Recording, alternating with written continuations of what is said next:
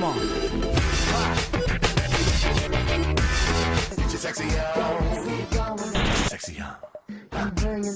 People were telling me before I heard the record, they were saying, "Always, this is rock. This is Justin doing rock." And I was like, you know, a lot of people. You know what I think that came from is a lot of people assumed.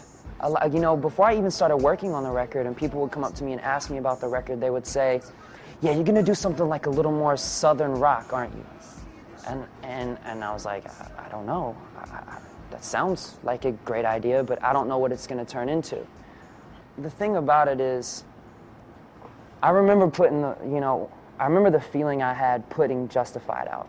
Mm-hmm. And I said to myself, yeah, I sing R&B. Mm-hmm. I was so excited to be considered an R&B artist. Mm-hmm. And the reviews came in, and I was thankful that the reviews were, mediocre to good, and they were all under the pop album category. And that really messed with me.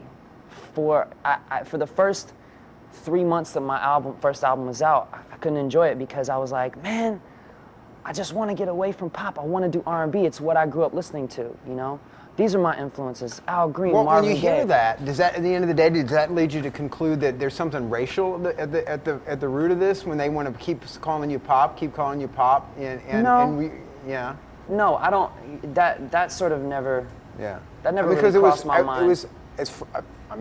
By all indications, Justified was as embraced across the board as a record could be. Sure. Well, after I got over my own ego, I was able to enjoy the success of it, and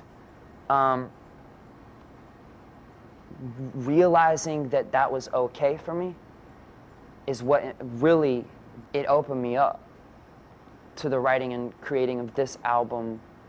And I said, okay, well, I'm not an R&B artist, I'm a pop artist, so. Well, this is anything but predictable pop, anything but. I'd like to think that. Yeah. I'd like to think that.